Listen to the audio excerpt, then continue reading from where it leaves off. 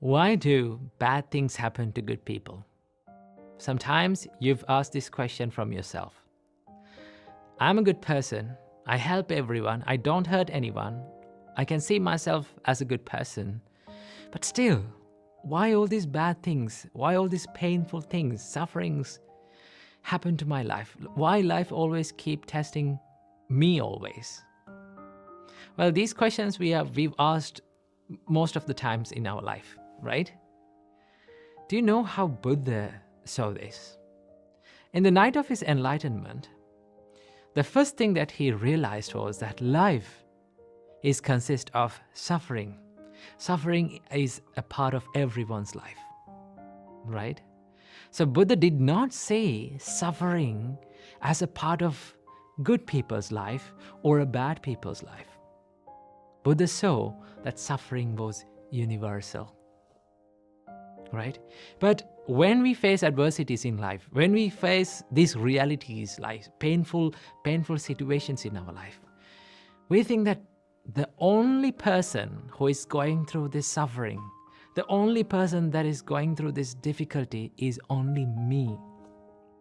That is how everyone feels. Not to lie, sometimes I feel that.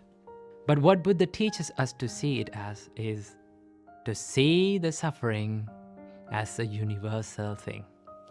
I'll tell you a story. A young mother lost her baby. But she loved her baby so much that she refused to accept her baby's death. What she did?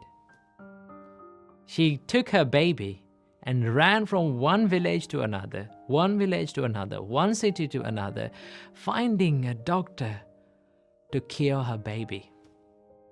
But no one could bring a dead person back to life. Finally, she met the Buddha. The Buddha said, "Okay, I will cure your baby. But we need one medicine to do this. Can you bring it? Go and bring a handful of mustard from a family that no one has ever died." So the mother was so much happy. She thought that she could find this easily. So she ran to the village and went to the first house that she found and asked, "Do you have a handful of mustard that I can get?" Then when the householder was about to give the handful of mustard, she said, "Has anyone died in your family?" Then they said, "Oh, my uncle died last year." Then she said, "I don't want your mustard." She went to the next house and she got the same answer. Someone had died. She went to the other one. She went from one house to another and she went through the whole village. The only word that she heard was, "Someone died." Death. Then she understood, okay, death is not only for me.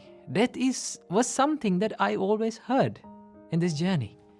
Maybe my child is dead. So she made her heart strong enough to accept her baby's death. She went back to the monastery to meet the Buddha and thanked the Buddha for curing not the baby, but her heart. What Buddha teaches us to see about life is that to see the suffering as universal. So next time when you go through a difficulty in your life, and the next time when you go through a hardship, painful feeling in life, understand that you are not all alone. There are so many people who is going through in life that's in the same situation, the suffering. Okay? Most of the time, we try to remove the suffering from life. We always wish that this suffering was not there in our life. Right? We go to sleep thinking that next day morning when we wake up, all these things will be a dream. All these problems will disappear. But the reality is, when there is suffering in life, there is suffering. So that the first thing that we need to do is that accept that there is suffering in life. So the whole point of realizing the first noble truth in Buddhism is to accept the suffering as it is, to see the suffering as it is. Only when you accept the suffering, we can cure it. We can find a remedy for it. First of all, you need to accept that there is pain and suffering in all of our lives, right? And then we can choose what to do with it. Most of the time, we spend a lot of time worrying about changing what we can't change, right? But it all depends on how you choose to react to these experiences in life. Most of the time, these painful feelings, sufferings that comes to our life are blessings in disguise, right? If we did not get difficult situations, if we did not get hardships to our life, right, challenges in our life, how can we develop a strong mindset, right? There's a saying that if you need to learn how to swim, what do you have to do? You have to jump to the pool. Somehow, you have to experience how drowning feels like.